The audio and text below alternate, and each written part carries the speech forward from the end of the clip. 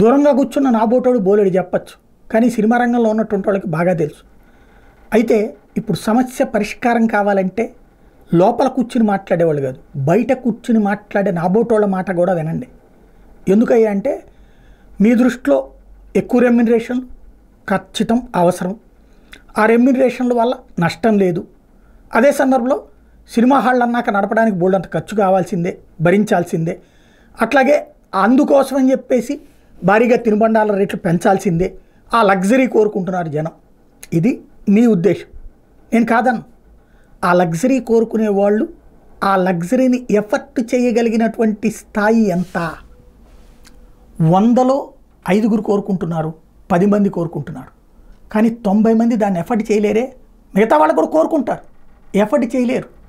ఆ స్థాయిలో టిక్కెట్ల రేట్ల విపరీతం, తినుబండారాల రేట్ల విపరీతం. నాకు తెలిసి ఇప్పుడున్నటువంటి వాళ్ళకి ఎంతమందికి తెలుసో తెలియదో కానీ, నా చిన్నప్పుడైతే నేలంటే నేల మీదే కూర్చుని చూసిన వాళ్ళం, బెంచ్ అంటే బెంచీల మీదనే కూర్చుని చూసిన వాళ్ళం, కుర్చీ అంటే ఇప్పుడున్నటువంటి దాన్ని ఏమంటారు, మన షామియానాలు ఎదువరకు ఉండే చెక్క కుర్చీలు ఉండే అట్లాంటి కుర్చీలో కూర్చుని చూసిన వాళ్ళం. బాల్కనీ అంటే మాత్రమే కాస్త కుషన్ చైర్, ఇప్పుడు కనుక ఎక్స్ప్రెస్ బస్సుల్లో ఉండేటటువంటి సీట్ల లాంటివి చూసిన వాళ్ళం. అలాగే సినిమా జరుగుతుండగా మధ్యలో వచ్చి సోడా కొట్టేవాడు, సమోసాలు అమ్మేవాడు, బఠానీలు అమ్మేవాడు, శనగలు అమ్మేవాడు, ఇవన్నీ చూసేవాళ్ళం. అలాగే ఏది క్యానుల్లో టిఫిన్ పెట్టుకుని సినిమాల దగ్గరికి వెళ్ళి కూర్చుని చూసినటువంటి వాళ్ళం.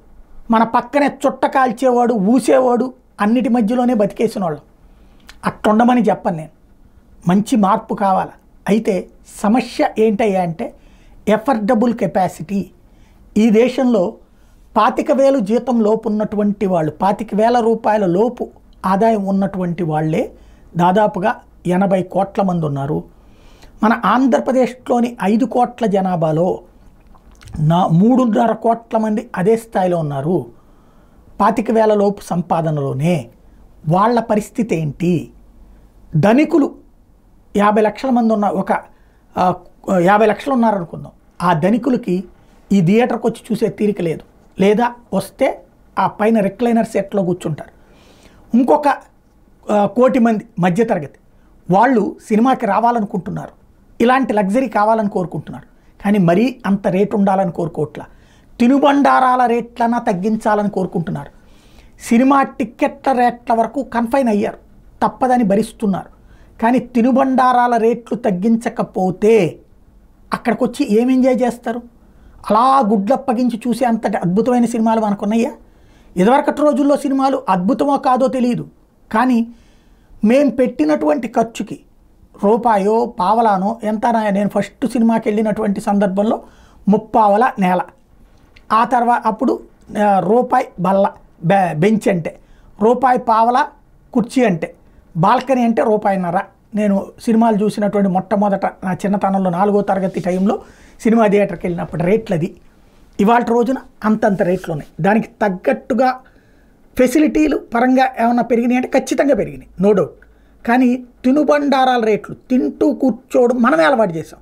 తింటాం, తాగుతాం, ఓ రకంగా చిన్నపాటి క్యాంటీన్ లాగా తయారు చేసాం సినిమా థియేటర్. అవి అందుబాటు ధరలో ఉండాలి. ఇప్పుడు ఏవైతే సింగిల్ స్క్రీన్ థియేటర్లో ఉన్న రేట్లు కనుక ఈ మల్టీప్లెక్స్లో వచ్చి, అలాగే రోడ్డు మీద దొరికే దాని మీద ఒక 5 రూపాయలు ఎక్కువ వేసుకోండి. బయట 20 రూపాయలు వచ్చే సమోసా థియేటర్లో 30 రూపాయలు అమ్మండి, కానీ 80 రూపాయలు అమ్మితే ఎట్లాగా? బయట 10 రూపాయలకు దొరికే కూల్ డ్రింకు 15 రూపాయలు అమ్మండి, కానీ 80 రూపాయలు అమ్మితే ఎట్లాగా? కాబట్టి అవి జాగ్రత్త చేసుకోకపోతే ఇవాళ అంతంత పెట్టి ఎఫర్ట్ చేయట్లేదు. రెండవది, కథల పరంగా చూస్తే ఎంతసేపటికి హీరో సెంట్రిక్ కథలే. దాన్ని వాడు కొడుతుంటాడు, పొడి చేస్తుంటాడు, బాంబులు వేసేస్తుంటాడు, తుపాకులతో పేల్చేస్తున్నా సరే వీడు మాత్రం ఇట్లా దుమ్ము దులిపేసుకుంటుంటాడు. కాస్త న్యాచురాలిటీ తీసుకురండి. అవి చూసి చూసి బోర్ కొట్టేసింది. ఒక సినిమా వరకు ఓకే, 2 సినిమాలు ఓకే, ప్రతి ఒక్కడు అదే. చివరికి ఆలీతో కూడా అట్లాంటి సినిమాలే చేయించేటటువంటి పరిస్థితికి వచ్చేసాం మనం. చివరికి ఏది పాప నిఖిల్ కూడా ఇట్టా విసిరితే ఎగిరి అవతల అట్లా పడిపోతూ ఉంటుంటారు. ఎట్లాగది?